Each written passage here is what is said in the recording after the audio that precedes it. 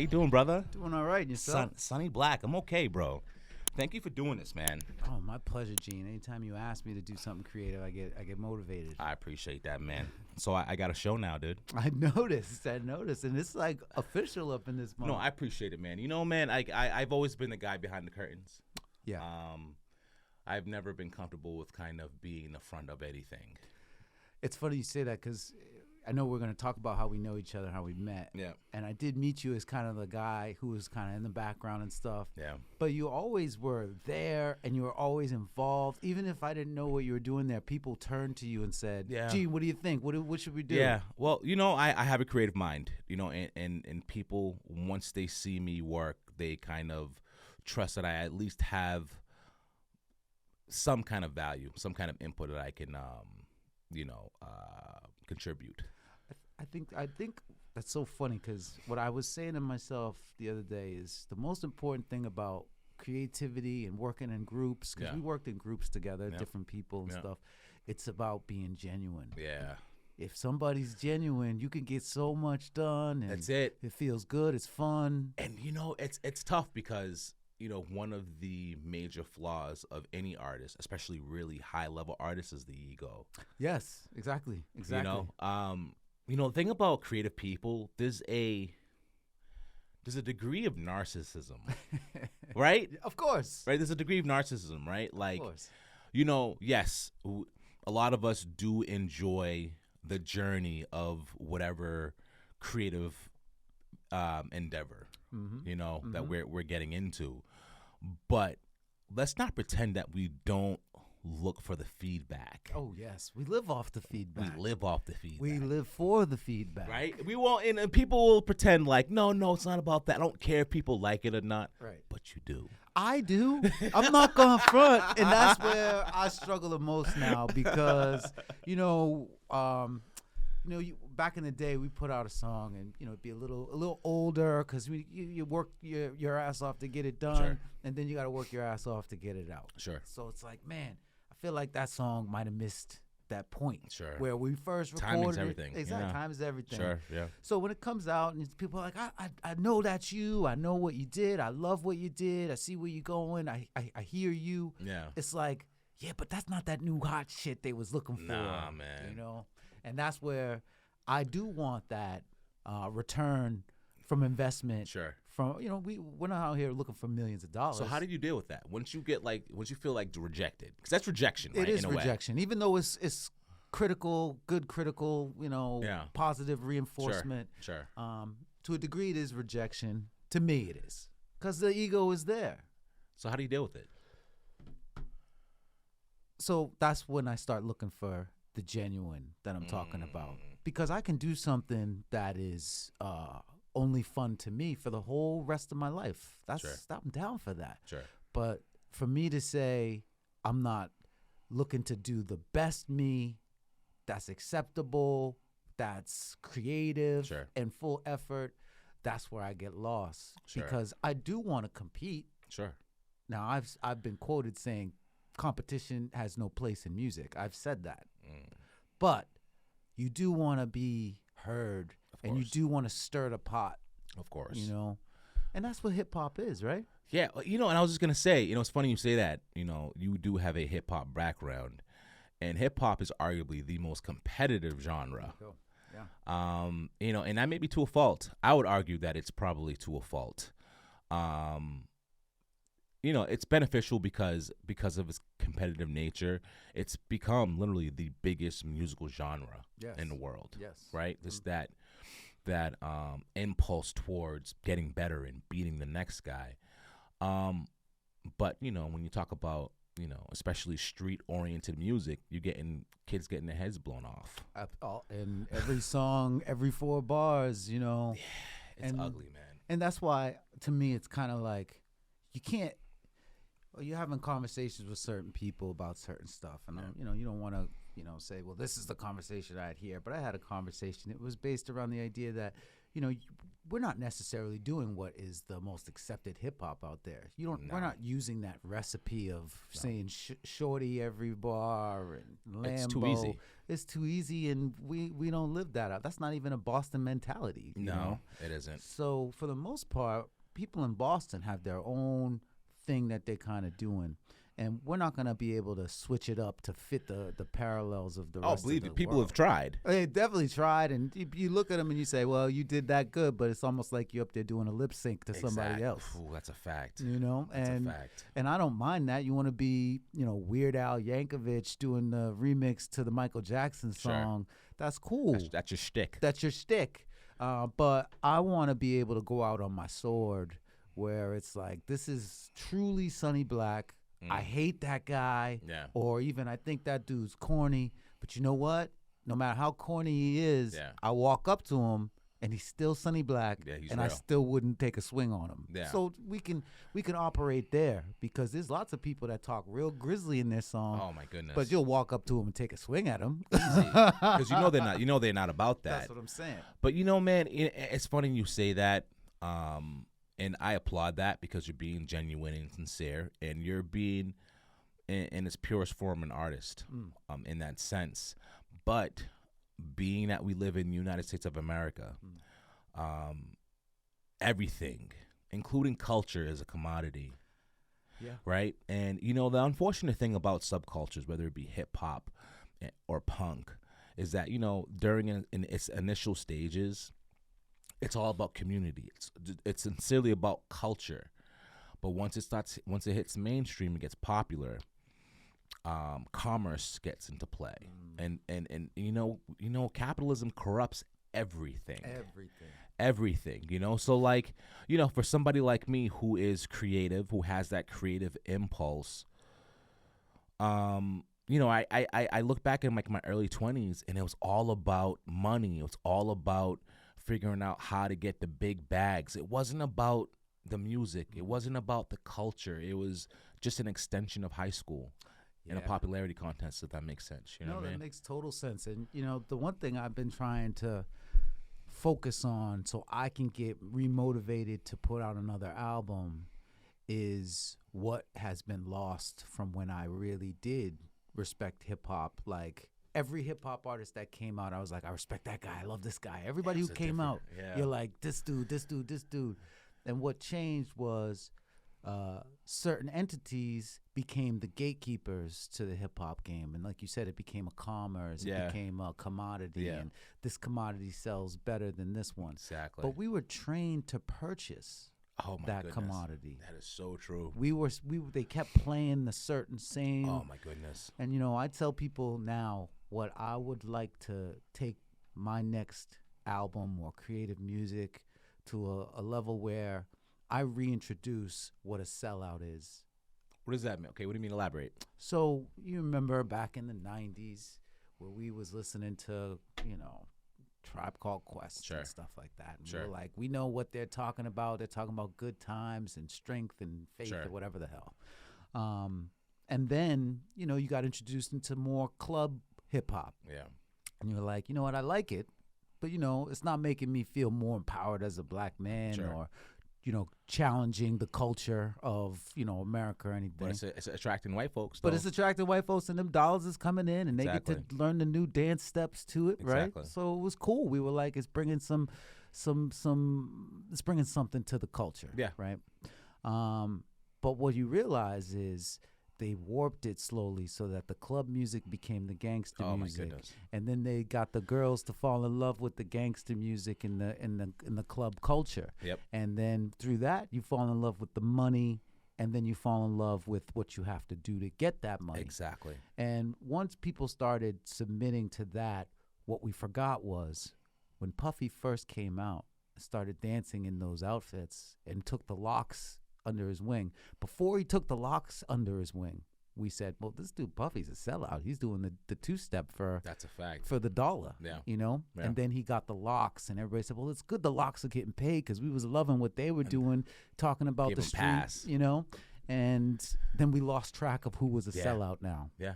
Now we don't know who the sellouts are anymore. You know what they say? If you sit in shit long enough, Yes. You forget the smell, right? You get used to the smell, rather. 100%. You know? Yeah. And no, that's so true. And yeah, I don't really hear that. And maybe because it's older, but I don't hear that term anymore, the sellout, right? Because growing up, you know, when I really got into hip hop was during my high school years, and it was kind of like these two factions.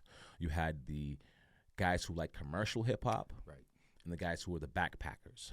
And being that we're from Boston, if you were involved with music, a lot of us kind of clustered into the backpacking group. You know what I mean? Because that was just kind of like the sound, and you know. And we smart out here. Yeah, and we are smart out here. You know, like if you listen to like some of the names like Virtuoso and you know like all those guys. You know, you have like all these eclectic names. And yeah, you don't really hear that anymore. You don't really hear. It's all about getting them dollars. It's all about getting them bags. And don't get me wrong, you know, especially if you're really from the hood. For many, that's one of the very few avenues they have for any kind of upward mobility, and I get that. But it just at this point, being older and having more perspective, it just seems so rigged. Yeah, it almost seems intentional, you know. And I don't wanna play the victim card, and you know what I'm saying. At the end of the day, when it comes to like the black community and hip hop, there's a lot of fuck shit we value, and we have no one else to blame other than ourselves. But you know, I watched this TED Talk video a long time ago, and you know, this guy was just spitting facts when he was saying on the radio band from 88, you know, 0.1 to 105, whatever.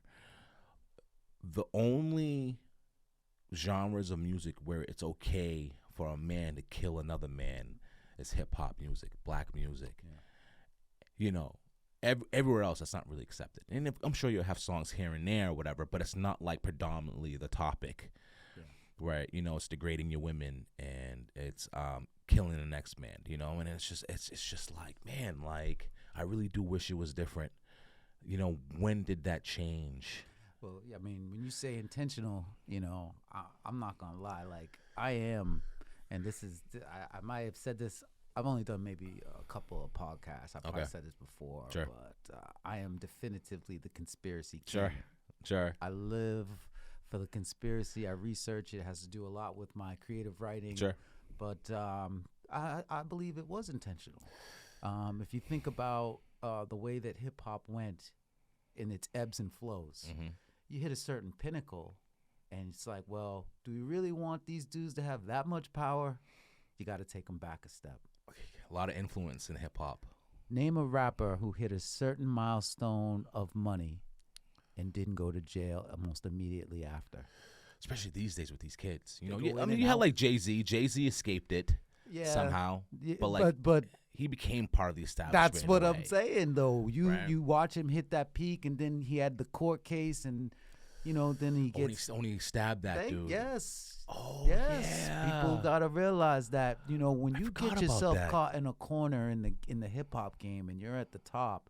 I'm not saying that these people are cutting deals, but in my own life, when I get in trouble and I'm in a corner, I've generally been able to get out of it without having to cut any deals. But if it gets desperate, I might have to cut a deal. Yeah, that's the thing. You never know how you respond in those situations. People can like puff their chests and act tough and like, well, I would never sell this. Yo, listen, especially when you reach a certain level, when the stakes are high. That's what I'm talking about. When there are millions of dollars, reputations are on the line. People do some greasy shit. And we're talking life sentences from going from big mansions, flying in planes, and you know your limo and your driver and your house and your maids, to you might be in prison for the rest of your life. Sitting in a cell, pissing next to a man. Pissing next to a man, shit next to a man. You're gonna get desperate to get the hell off them charges. I don't care how long you were in the streets. You're not that tough. No. I mean, the truth is, you know, I've known some people that have had some serious sentences,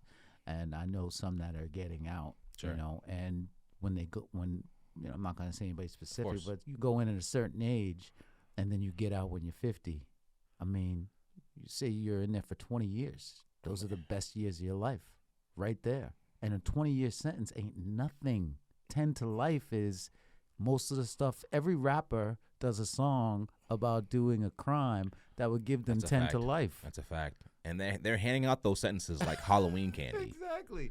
You know, it's like candy. And if you think about the 90s and the 2000s, they were locking people up for, smoking weed. And, all of a sudden it's like, well, we're not going to do that anymore. So it's kind of like, well, what about those people that did 20 years for smoking weed? And let's say they went in at 20 and got out at 40. Best they can do is an apology. Well, I know, because they ain't going to get no reparations or payback for it. I mean, it would bankrupt the cities. It would. But hip-hop is one of those things where, it always has the opportunity to bounce back and change the world. Sure. But has it? Does it? I mean, like, and I've said this in previous podcasts, man, I have a very strenuous relationship with hip-hop, especially as I get older, let me ask you this. Do you feel like hip-hop overall, in terms of influence, has a net negative or a net positive on, like, the inner city communities, on black and brown people specifically?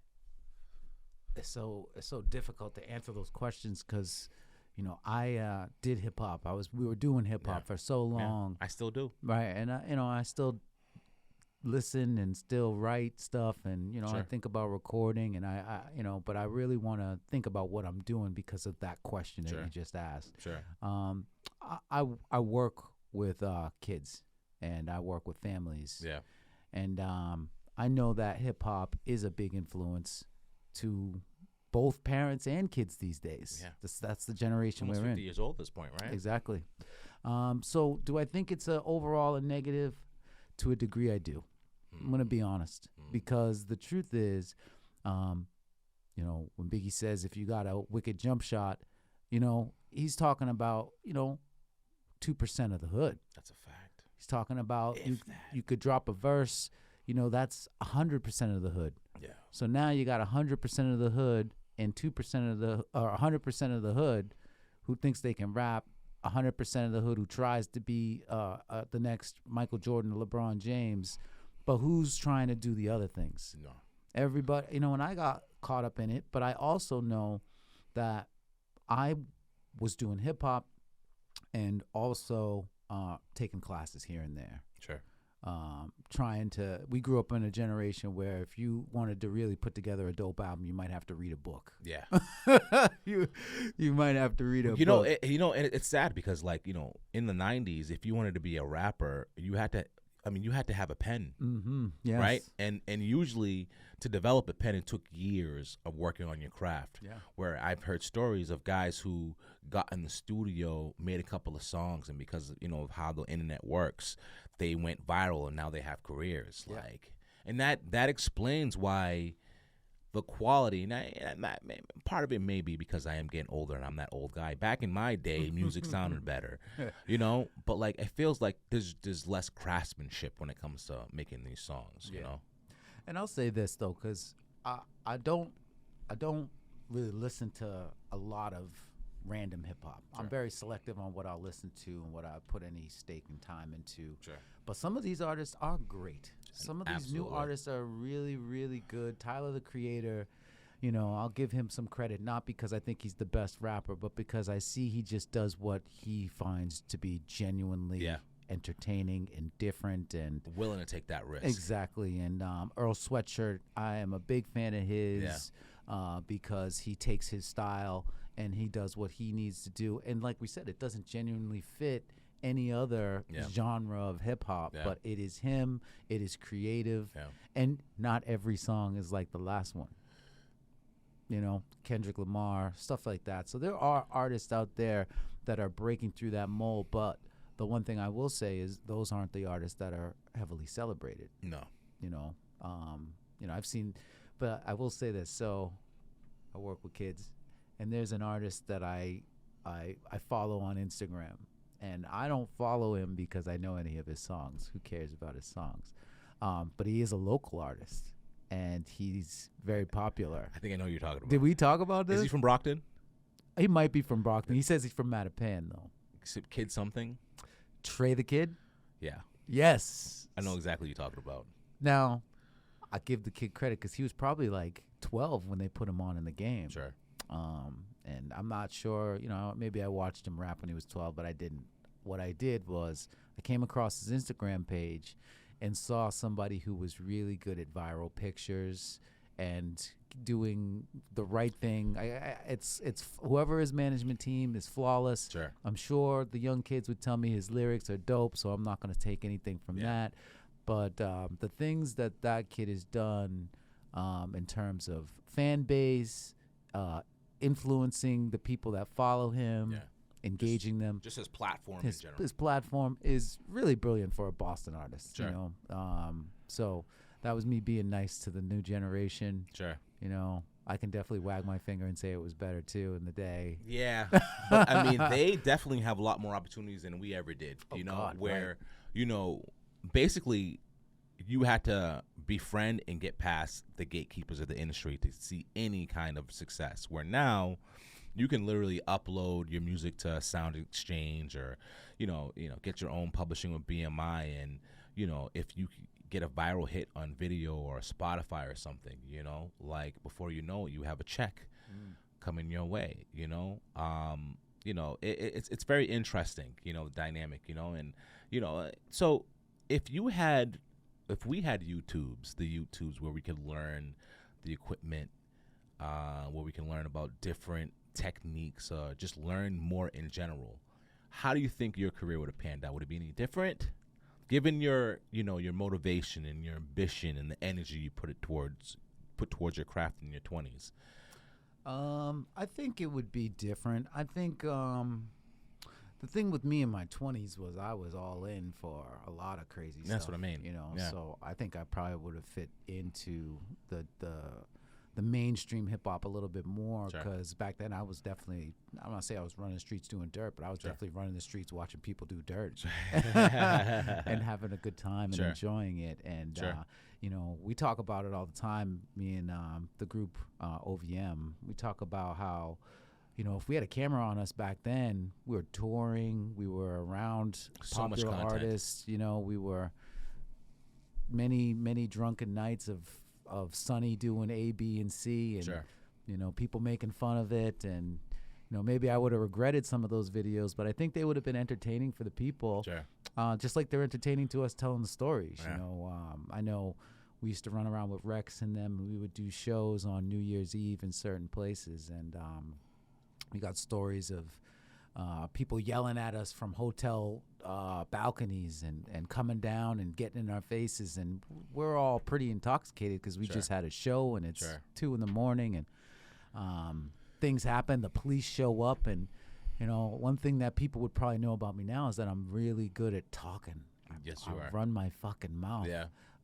Sorry if it was. Can I swear? Of course you can. I run my fucking mouth to get out of whatever the hell's in front of me. Yeah. And running around with the crew we used to have, which was like 4 different hip hop crews touring around doing stuff. Those were the days. We would get in all kinds of trouble. Not like, this isn't like a Scooby-Doo episode, but it is like, one artist out of the 13 of us who's out there has had more of the Grand Marnier than the rest of us. Sure. And, a nice person comes over and says something, and there's a misunderstanding. Sure. And then arguing ensues, and then somebody gets a little overly threatened because it's all these rappers dressed like rappers. And, police come around, and we're talking our way out, or we're running our way out, whatever it is, to have this setup of how media works back then. Mm-hmm. It would have either gotten me locked up or it would have gotten me a great contract, or maybe even a good YouTube page of my own, Yeah. Yeah. Yeah. No, I mean, content is king. It is. Right? Mm-hmm. And equipment in general, back when we were coming up, we were in the music scene. At least I was in the music scene in the mid 2000s. That's kind of the peak of, when I was running around these streets of Boston. Equipment in general was expensive, right? Where now, the new iPhone has a cinematic camera in it. That's right. Yeah, it's true. Right? It's just, the ability to create has become a lot cheaper and a lot more accessible. But I will say this, because a lot more people have access to the means of creation, there's a lot more shit out there too. Yeah, absolutely. You know? Yeah. But like you said earlier, there are those artists, those true creatives who spend the time on developing their craft. And because they have such an easier time and have more access to these things, they're developing a lot earlier. They're accessing information a lot quicker, and they're achieving mastery at a much faster rate than the people were on average in our time, which is dope. Which is dope. You know, just you got to sift through it because, like you said, you know, it seems like the fuck shit is celebrated and not the actual quality stuff, you know? So when you talk about like the quality stuff, let me ask you this. So back in the day, we grew up in a time where it was all about, you know, putting out an album, maybe getting some radio play, but then most importantly, it was about the show and the tour. Yeah. And I was talking with somebody, and they were like, you know, we could go, you know, you guys could go perform tomorrow if you want. And, you know, I do believe that's true. I believe that we could go book out with some of these booking agents out here, and we can do that kind of stuff. But I don't know where those booking agents are booking anything. I don't see the same hip-hop scene that I used to see before. So what do you think is different about it? Because I really haven't looked into shows and stuff. Honestly, what do you think? I haven't really been involved. I don't really know what's going on. I don't know who's who out here. I know there's a scene. Yeah. I mean, there's always, if you have a city full of young people, you're always going to have a scene. I'm not involved, so I don't really know. I know that it's more digital. It's way more digital. Yeah. You know, there have been, people from Boston who blew up. Cousin Stiz, Something Christmas. That chick from Medford who had that song with Nicki Minaj. Okay. But that song blew up. I forget the name of it. It's a dope song. Yeah, you know what I'm saying? Like, people low-key blowing up from the area, but it's definitely more digital. There's still, a cultural aspect where people go to shows and artists, meet up and they exchange information and they, network. Yeah. But it's all about the digital platform. I think that's what's different. Before, you would have to first get the buzz from your city. Yeah. Then you had to get a buzz in your region, and hopefully you can turn that buzz into a national thing. You can actually turn your group or band into an actual viable business. Yeah. Where now, you can upload a song, and if you have a gangster hit and you seem somewhat believable, you can get 500,000 views on YouTube, and before you know it, you have this buzz and you're putting out videos consistently with similar views. Now you're getting booked for shows. Yeah, you're right. Remember Slim Jesus? Yeah, I do. Yeah. Right? Yeah. Yo, he blew up. That song blew up. Never performed. Nothing. And he was getting 10 racks a show. Yeah, that's right. Yeah. Well, how many shows did you have to do before you got paid for the first time? Right? I mean, I'll even say we probably got paid for our first show. Okay. And then from there in, it's just the game. It's just the grind. Yeah. It's just the grind. There was one point where I was getting paid. I was getting paid to help promote shows, and then I would perform for free because you're helping promote, you're getting the crowd base, and then you pay the fruits. You bear the fruit by actually getting your music exposed to the people, and you work from there. But the scene is different, and I see exactly what you're saying. And I met a guy who, and I might even give him a shout out. But guy makes pretty good. So if I give him a shout out, I can't say exact, but I'll say this: he was bringing in a respectable amount of figures per year off of streaming songs. And when he told me the number, I was like, whoa, you think you know what's going on in the city and in the state, and you realize that this guy's making really good money working. And he's smart dude. Did a song with Waka Flocka. Okay. Young kid, you know what I mean? Okay. And, I'm not going to put out direct numbers, but I'll say, he played me his stuff, and I said, I understand why. He's smart. He does his features correctly. Sure. He's got a family member that makes great beats. Sure. You know what I'm saying? Sure. So I'll even put him out there because I didn't foolishly say any particular numbers. But, man, hit a Castro. Very talented. Okay. I don't think I've heard of him. I'm not saying I expect you to not have heard of him. Sure. but he's just doing it right because he's got great features. He holds ground when he's on those songs with him. He might even outflash him a little bit, you know? And he does just good business. And he went to school for it. I think that's the one thing that frustrates me sometimes is a lot of these artists aren't learned. No. They're not learning anything.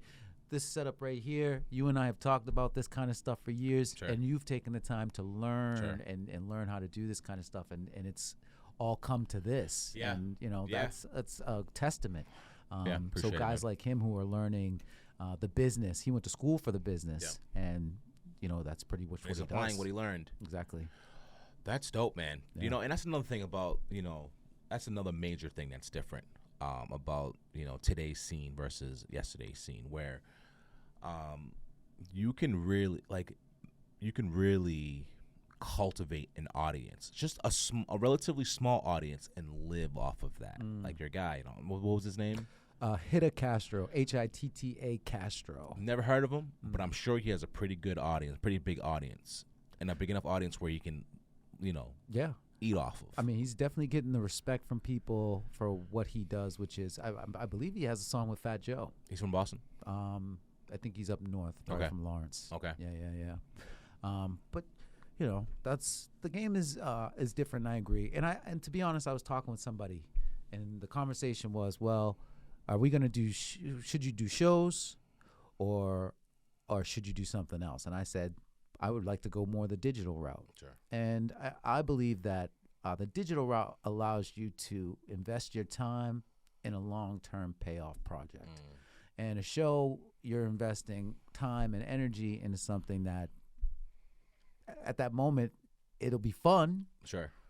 But I don't know if it's going to pay long-term dues. Exactly. Yeah. And, you know, I want to use my time wisely. Sure. And, you know, I would even say my man Castro is using his time wisely. Sure. You know, because I'm pretty sure he's never done a show.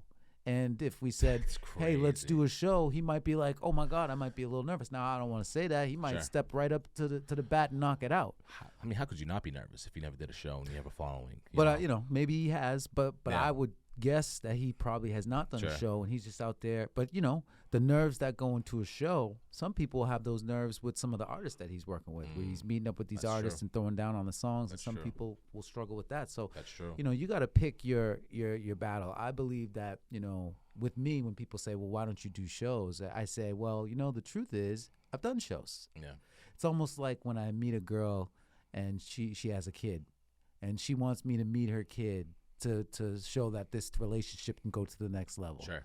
And then if I don't want to meet her kid, I can usually say, I work with kids. So we don't even have to do that. We should focus on me getting to know you, because I'm going to like your kid and your kid's going to like me. Sure. So let's not skip the elephant in the room. Sure. It's me and you. Sure. So when some people say, well, should you do shows? Should you do more video stuff? I say, well, you know I can do shows. You know, we were nominated for Boston's Best Hip Hop You guys were monsters. Performance. Yeah. You guys were monsters. And for those who don't know, Sonny was part of a 3-man group called the Original Vibe Monsters out of Boston, who were, you know, a premier group during the time. I remember we did a couple of shows with them. I think the first time I actually met you was through a collective I was a part of called Awkward Entertainment. Okay. It was ran by a guy named Jonathan Lamoureux. Shout out to Jonathan.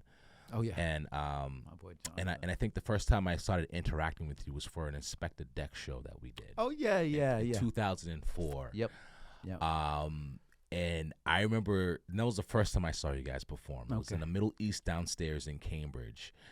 You guys blew the roof off. When I say blew the roof off, everybody went crazy. I mean, you know, I would argue the performance was better than Deck's performance. Wow. But because, you know, Deck is part of Wu-Tang and he performed classics, of course, you know, people are going to engage. But as far as the energy goes, just being a couple of local schmucks running on the stage, bravo. I appreciate that. That was definitely, and I remember that show, and I'll tell you why I remember that show, because that was the first show where it was, I don't know if it was the first one, because we did so much rehearsing back then, but it was one of the first premiere shows that we did as OVM with myself, No Doze, Alias, and DJ On and On, right? And rest in peace. Yeah, rest in peace. And On really was such a groundbreaking DJ for us to be working with at that time. That the energy was on another level. We already were known for bringing energy to shows, but On gave us a little bit of control because he was. How so?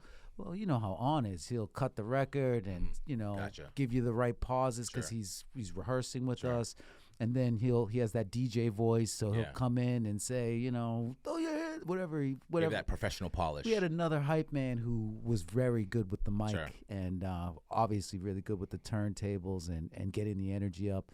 The hardest thing about the 3-man weave, that's what we called the OVM performances, is that certain points it breaks and somebody's got to talk and keep the energy going with the crowd. Okay. And having On there, we were able to plan it a little bit better and have that 3-man weave work for us so we could focus on the songs and then rely on to step in and do what was needed to make that performance continue to move at a very good pace. You know what I mean? And I would say we learned so much working with On at that time. Now we work with Fax One, and it feels just the same because obviously Fax is who he is and what he brings to the table. But we got that experience working with On, especially starting with that show. And it's interesting now that you say that. It makes a lot of sense because being from the outside looking in.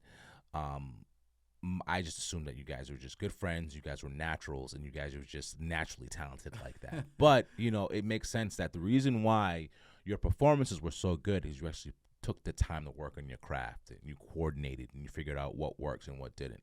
And that was dope. I got to give a lot of credit to the team because we were passionate about performing, and I'll give it to No Dose would be like, yo, we got to go rehearse. We got to get this right. Yeah. And stuff like that is important when you're young, Sure. Especially if Alias was here, he would say it was especially important for Sonny because Sonny always forgets his verse. Okay, so you were that guy of the group. I guess. When you're on stage, who gives a damn if I forget my verse? You're standing right there, baby. Yo, exactly. And half the time, the sound systems are so terrible that they're not even really making out what you're saying. Exactly. If I forget my verse and jump into the crowd, nobody cares I forgot my verse anymore. So when would you say, I'm sure there was a period where the group thing was kind of waning and maybe the passion wasn't as strong as it was before. Do you remember that period? I do. And what it was it something that triggered it? Or was it just kind of you growing up and just finding interest in other areas? So the thing with hip-hop is everybody has what they want to accomplish in the music game. And when we started OVM, we started it as, like you said, we were friends. Sure. We were coming up in the game. We didn't have any leverage in this game. So we looked at it like we'll all come together and learn it together and put together this group. And there weren't many groups in Boston at the time either. I think we were technically the only group who was at that level, so for the three of us to kind of come together and put it together, we got a little bit more leverage in the game. So I think what was what was tough for me when we hit that point is I wanted to drown as Sonny Black personally. You wanted to drown as Sonny Black. Meaning? You sink or you swim, and I was ready to sink as Sonny Black. Okay. I wanted to establish that I knew who the fuck this Sonny Black guy was. I loved OVM. I knew who I was in OVM, and I know how it boosted me up and made me confident. Sure. Gave me that ego we were talking about earlier. Sure. Gave me a reputation in the scene, met a lot of good people. But I was one of those guys who was running around so much that I was relying on OVM too much. I felt I was relying on Alias, who was just such a bright light in the game. And then I was relying a lot on No Dose, who was such a great lyricist, that I was the energy, and I needed to know if that energy could float. I believe that the rest of the group still wanted to do group stuff, but I believe that subconsciously they wanted to go out and feature with other people as well. Sure. I can't say that. I can't say that was definite, but I did feel that was something I think they were thinking as well. But at no point did we say that it was over or that we were mad at each other. I think certain points, the competition of hip hop makes you say, okay, we're not going to do hip hop anymore. And now I guess I have to be competitive. So maybe there was a little bit of, we're still getting a little irritated with each other or, trying to outdo each other. But I hope that was never misrepresented as if we had beef, Sure. But I think the music game, we had been a group for so long, and in Boston there aren't always groups. Maybe it's a solo artist that comes together. Yeah. And I felt for myself personally, I wanted to go out there and do a solo album and see how that went. And I did the Music Man album, which was very difficult because you got to find producers. Yeah. You're starting alone. Yeah. You're known as OVM. Yeah. You're not known as Sonny Black. Yeah. Maybe the people who come to the shows know Sonny Black. Sure. But, back then, rappers didn't come to shows. Not really. Like, not rappers you're trying to do features with. Exactly. Exactly. So it was a little bit difficult to do the solo album, but I did enjoy it. I did enjoy making songs that OVM probably would have hated. But they didn't, they were very supportive for the Sure. Music Man album. Sure. And it was like I said, it was difficult, but it was definitely worth it. And I think at the time I was working with you guys a lot. We were doing a lot of shows together. Yeah. We did the show with was it Capadonna. Ghost Capadonna? Capadonna. Yep. And I was so disorganized at that time. But people were still very supportive of me. And like I said, I wanted to sink or swim. Yeah. I didn't sink. Yeah. I didn't necessarily swim. Tread water. I treaded water. I broke even. Yeah. Financially as well. Yeah. The Music Man album broke even at the time. And that's a feat in itself back then. That's what I'm saying. I was very that's an happy. Accomplishment right there. And that was out of everything. So, and I learned a lot. So looking back at your journey, what would you have done differently? Given like how things were, and we're not pretending like YouTube was around in 2000 or anything like that. What would you have done differently? I would have went to school for music. Okay. 100%. Okay. I believe that music management, business, you would have played an instrument. I would have went to Mobb Deep went to like a Juilliard type of school in New York. I did not know that. Yeah, that's what a lot of people. Yeah. I did not know that. And that's the type of stuff that people don't always realize. You take Ice Cube. Ice Cube was in college when he was doing, Fuck the Police. Like, he was in college. I'm not sure if he was in college for like video or Sure. something like that. But he was getting an education. He's getting an education. And I'll say this, and this is why I say that. We had put out a couple of albums that I was happy with. But then I got a little stagnant. We put out, I think it was Sin City. We had put out Gods and Monsters. I was very happy with that. Yeah. Me and Doze had done a project called Area 51. I was very happy with that. We were very young. And then we did an album called Sin City. I was happy with Sin City as well. But after Sin City, I felt like I hit a little bit of a wall. Sure. And I needed to inspire myself by something other than doing dirt, running the streets, right? Yeah, sure. So I decided I was going to go back to school and take classes, writing classes specifically, creative writing and whatever writing, anything that was writing that would go to a degree of some sort. Sure. And when I came out, after taking a couple of those classes and reading a couple books, I felt inspired to do music again. And that was just on the writing edge. When I say I would have went back to school, I would have went to school for the whole banger, production, music management, writing. Sure. And like I said, with an artist like Hida Castro, that's what he did. He went to school for that, has a bachelor's degree. You know? So I think if anything I would have did differently, I would have went to school and learned all the things that I learned when I was doing the Music Man. I felt like I learned all the stuff that I would have learned in school when I was making the Music Man solo album. I had to learn all that stuff on the fly. So yeah, school, I think that's the one thing people don't realize. And I try to teach the clients I work with, which is the kids that I work with, that don't get it twisted. 2 Chainz was a honorary college student, A's all through college. The man has lifetime money, regardless of what you think of his music. He's not going broke. Yeah. And you know what's sad is especially in the inner cities, in the hoods, it seems like if you're not doing anything street oriented, you're a nerd. You're a herb. Getting an education's not cool. Yeah. They actually talk down to you for that.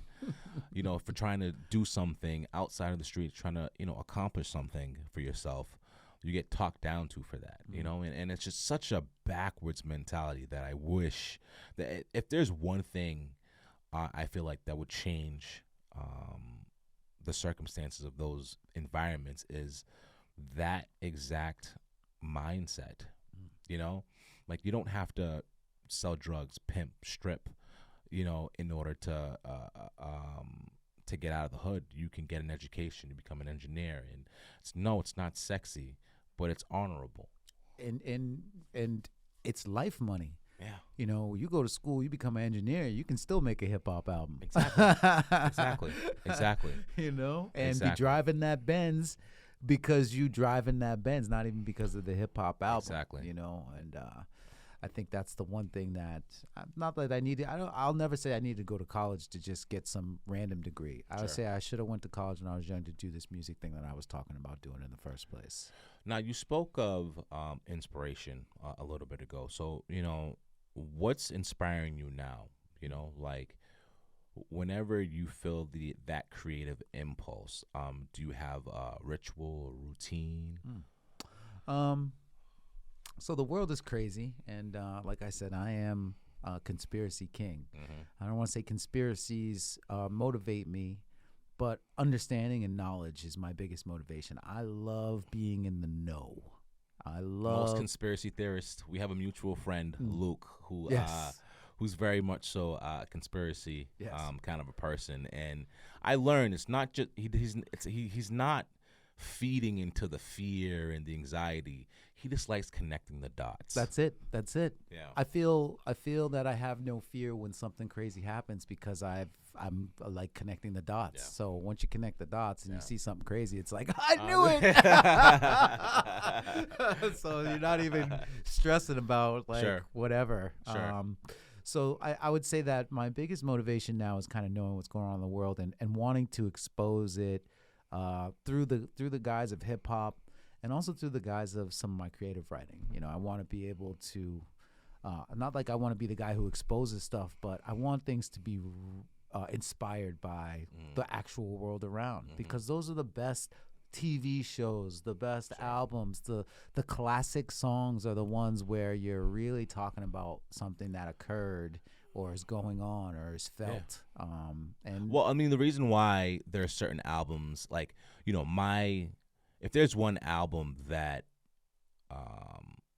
I would say was the soundtrack of my youth, was Wu-Tang Forever. There you go. Yeah. Right? And for that very reason, the reason why I love that album so much is because it sounded like New York, right? It sounded like the streets, and B, like it was during such a profound time in my life, during my youth, my discovery years, that it literally timestamped. Like it's a timestamp, right? Like when I hear that album, I can feel that time when I first listened to it, you know what I'm saying, and what was going on, you know what I mean, and it's very nostalgic for me. So I know exactly what you mean. Yeah, I mean, for me, the album, Jay-Z's first album, Reasonable Doubt, was just, and so funny is at that time I was in school. I was still in high school, but I had been recruited to a really preppy school, and this gangsta smooth New York album comes out called Reasonable Doubt. And I said, man, I love this. I love everything about this. And, when you're in a really fancy school for sports, they're treating you like you're just an athlete. Yeah. And, you say, well, I guess I don't really belong here unless I'm going to be playing sports for these people for the rest of my life. Sure. And to have an album like Jay-Z's album, just kind of expressing what's going on back where I'm recognized, where I can feel I'm a part of it and I'm not just being used for something. Sure. You definitely get into that. And those are the type of inspirations that I think resonate in what I'm doing now, because Jay-Z was in the know.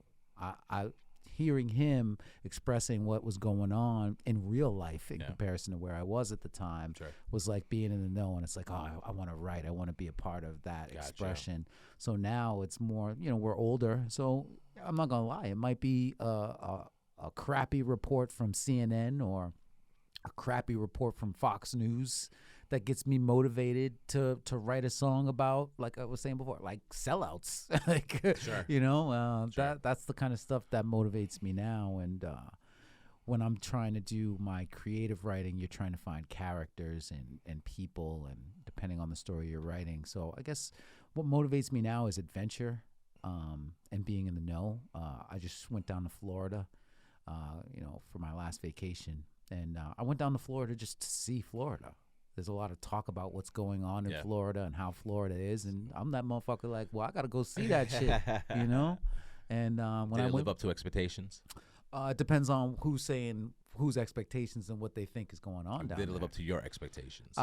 What was going on down there was exactly what I thought was going on down there. I had a good time. Nobody cares about some of the stuff the rest of the world cares about now down there. Sure. You show up, and when you're an out-of-towner and you're Sunny Black and you don't really give a shit, sometimes people help you out and hook you up. Yeah, and I bet. I was blown away that that life still works that way. To show up somewhere and just be running your mouth, and somebody say, "Hey, this guy's running his mouth. Let's get him come up with us so he can go run his mouth over here." Sure. And that was a great feeling, and that's inspiration to want to do stuff as well, because I'm meeting rappers down there. I wish I had the name of one of the artists I met down there. Is it South Florida? Hollywood, yeah. So yeah, South Miami. Florida, so Broward County. Yep. So I'm down there, and I'm meeting this young kid, and he's telling me his manager is playing in the casino, playing poker. I love poker, and I had just had a pretty good day, so I was like, I'm gonna go watch some poker with this young kid. Sure. And we meet his manager, and it's this young guy himself, and he's like, I'm about to run out to the car. So he's like, come with me. So I go with him to the car, and I'm thinking it's just this young kid and some young manager. Granted, he probably put 5 G's in to play some poker. Because it was the world tour. It was one of the world tours. Wow. So I was like, well, he maybe got. They were in the 20s. Yeah, like maybe the dude I was talking to was 20. Wow. Couldn't even drink in the casino. Wow. Okay. So at first I'm like, I shouldn't be hanging with this young kid. I'm trying to get drunk. But he was a cool kid, Sure. So he introduced his manager. His manager's probably 26, 27. So then he's like, I'm about to run to the car. Roll with me, Sonny. So I roll with him. And these dudes are driving a Corvette. Driving a Corvette, turns the system on, playing his music for me in the garage, and I'm just sitting in the car. Where are these kids getting this money? I mean, somebody had said to me, maybe a Corvette's a little bit differently priced down in Florida because the nice weather and stuff. No, but like I've noticed with a lot of these younger kids, whether it's the jewelry, whether it's the cars, and I guess that's kind of the case with like us if you were like a drug dealer, but they're not all drug dealers. Most of them are not drug dealers. Who's stealing drugs? The only people dealing drugs now are the pharmaceutical companies. So where are they getting this money? Well, I'll tell you this. So I looked up their videos, their music videos, after I left. Yeah. Because when I seen him, we was talking. He plays music. His music is pretty good. Sure. Young kid. Sure. But when I got back home, I looked up his music videos because I wanted to tell him I had, looked at him, and I was going to text him, but I never did. But I did look him up, and they were legit. In the hood, just in the hood, like hundreds of people in the hood, all gathered around the Corvette that I saw, and another Corvette, and peeling out the wheelies, and it's big car culture out there. Yeah, so they rocking it up out there.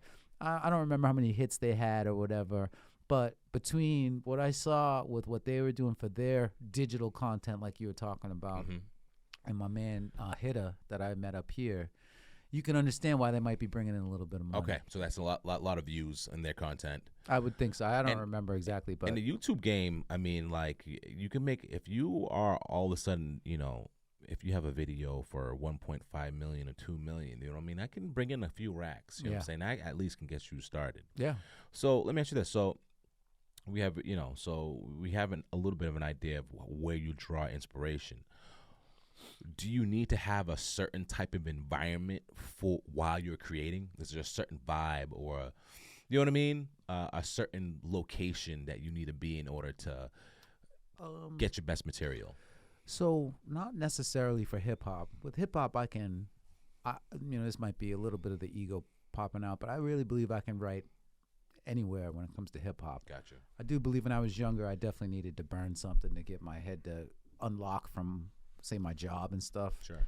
But now I believe that I can write anywhere. I literally have written in the studio and dropped a verse.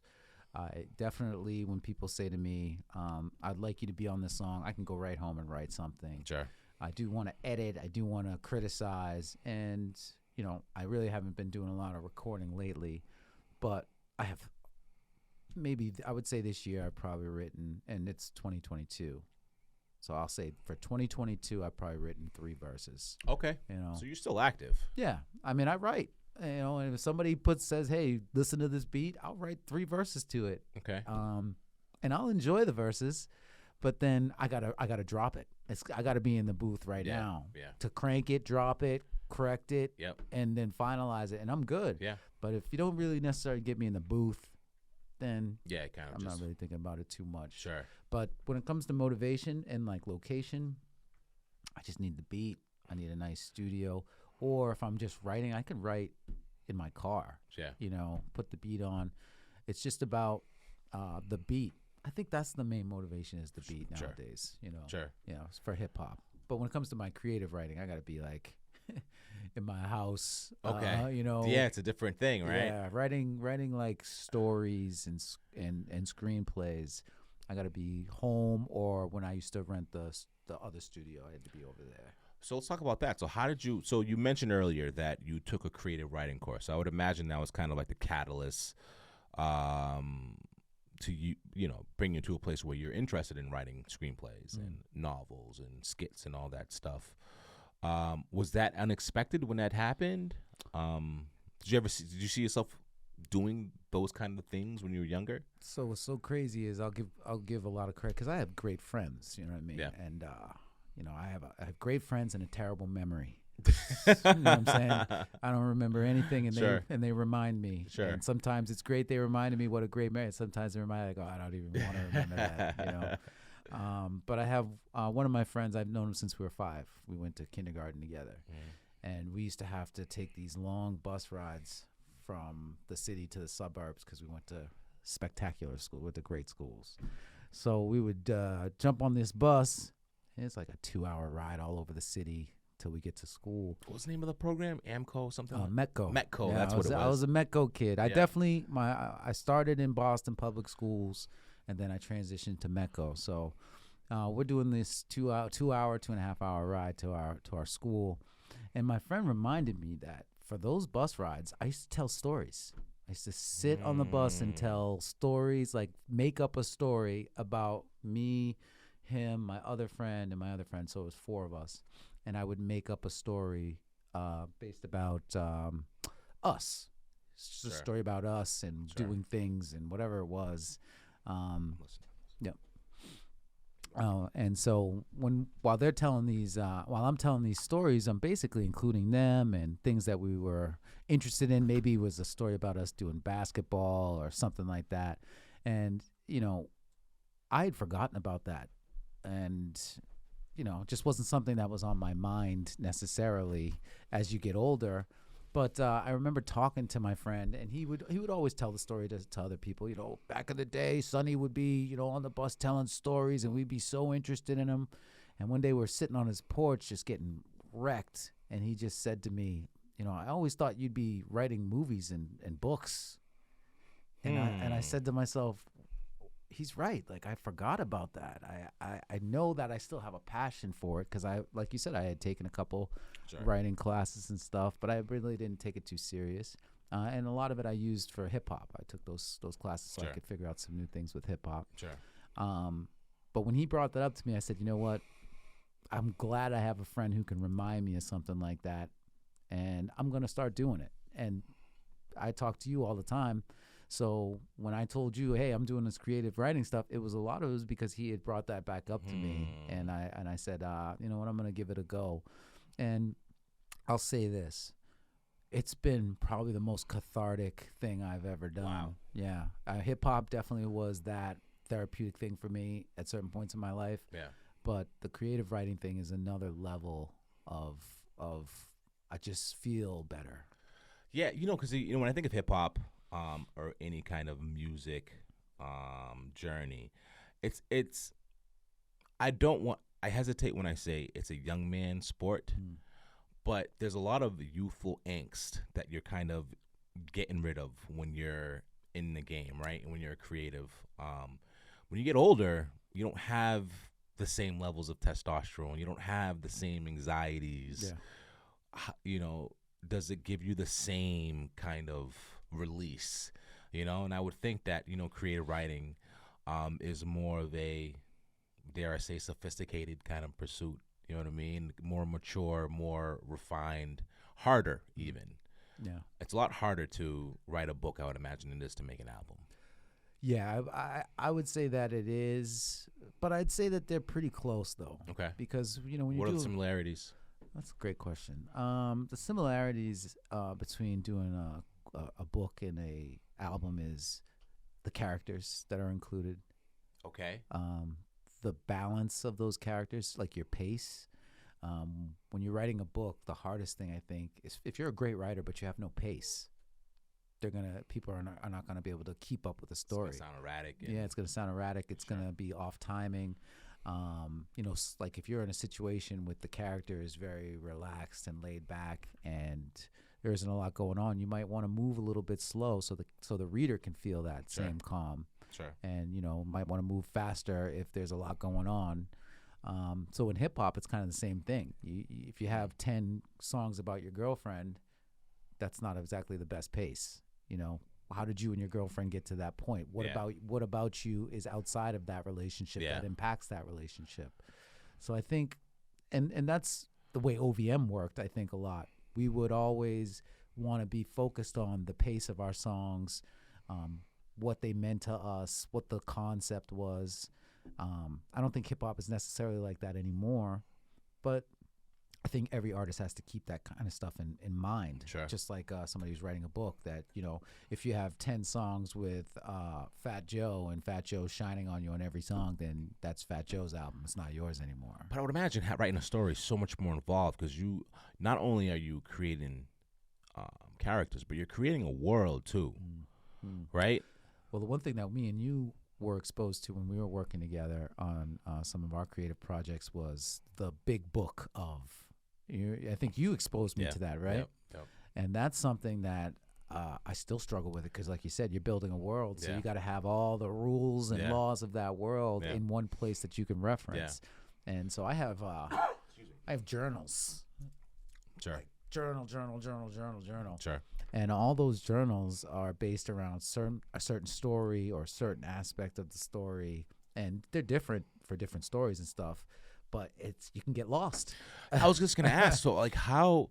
Because I would imagine you have like different pieces and different corners for this big puzzle, but how do you put it together in a cohesive way so you have some kind of continuity? You know what I mean? I mean, I want to say that's definitely something I'm still learning. But what I have learned is that, and this is the most important thing I think I've learned in the last year or last 2 years, that you don't want to over-explain everything. You have to let the characters expose the reader to stuff.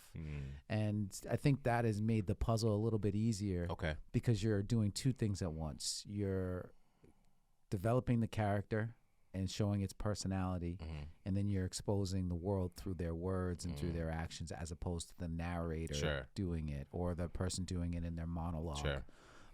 But that's like stuff that you have to you go to school for it.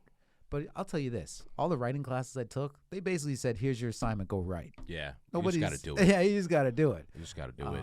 Then, I look up stuff on YouTube about, first person this and developing this and writing inner monologues and stuff like that. So you got to be able to read somebody you respect, research and take notes from somebody you respect. Yeah. But it is a puzzle. And like I told you, I've written a bunch of short stories. I've written a bunch of short screenplays. I've even written a couple of long screenplays. But this big sci-fi book that I've been working on forever, that is the puzzle. That's the hardest puzzle to put together. And it's because it is a world. It has its own laws, its own rules, and they don't totally coerce with what we really live in now. Sure. So you have to make sure that the reader understands it without boring them to death with all of the minutia. And I think that's been the hardest thing for me when it comes to this story. Now, what do you think are some of your biggest challenges with it? Would you consider that project your great work, like your lifetime great work? Absolutely.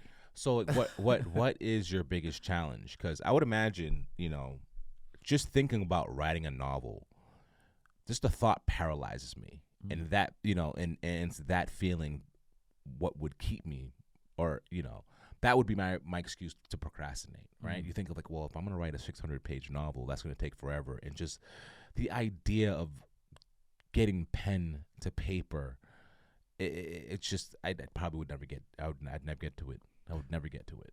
I think the hardest part is knowing what you enjoy, because you're technically writing it for yourself, as well as you're writing for other people. Yes. So if you can get in to spirit, you know what I mean, in spirit, right?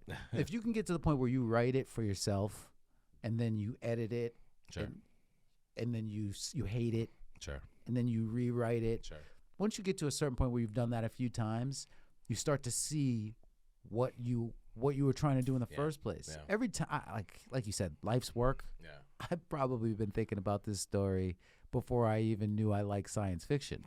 Spaceships. I was probably watching Voltron saying, I'm definitely going to write some shit just like this. Then you get older and you find other interests, doing hip hop and stuff like we talked about. But then you get back into it, and then you make that recognition, like, I am a sci-fi guy. I love science fiction. And then you say, man, that character I always wanted to write about, he's right there. He's right there. And then when you actually say to yourself, you know what, I'm going to go in for this character. And I think when we talked about the big book of everything, so I have this new one, because I just get new ones all the time. I have this new one. It's just a sketchbook. I can't draw for shit. But I'm passionate about what I'm doing. So all of a sudden, I can draw a face and say, that's that character right there. That's dope. I'm not a good artist at all, but I actually have been drawing these faces. And now I have this other thing I need to do where corporations, I need to have these different corporations that are going to be powerful. I've already written it out, where what their role is and how powerful they are, what they do. But in this sketchbook, that's going to be the next thing. This is what's so crazy about it. I need to design their emblems. Because at a certain point, one of these characters are going to say, this company and that crazy emblem that they have that looks like this. More real. It is. It does. So, and I know for a fact that people who do this for a living, maybe not Stephen King, that dude's probably just cranking them out off the top of the head. But a lot of artists do this all the time. They're just putting together all of these things, all these little small elements that they can reflect and bounce off of the character to bring the character more to life. So it is difficult. It can be, can make you shut down. Yeah, man. Yeah, I can imagine. But if you start small, that's it. You get passionate about that character, then you get passionate about that other character. And you just live off momentum, like you said. If you can force yourself to do a certain amount of work where you see some kind of progress, and especially progress that you're proud of, you're excited to do the project. You know what I mean? And then that's when it really becomes about the journey. But let me ask you this: you had mentioned something really cool earlier about, when you're writing a story, you don't want to over-explain. You don't want to, it's not about exposition. You got to have the characters kind of reveal themselves, right?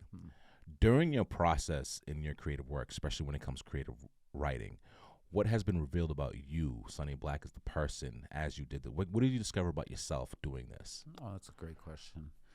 I think what I've discovered is that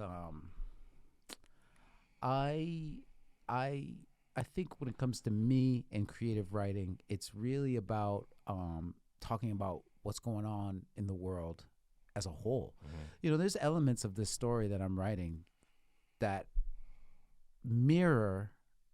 I wrote elements of this story 5 years ago, and they mirror what's going on in the world today so much that it's so funny. Just yesterday I was saying, this one element that I wrote about 5 years ago is not in the current story.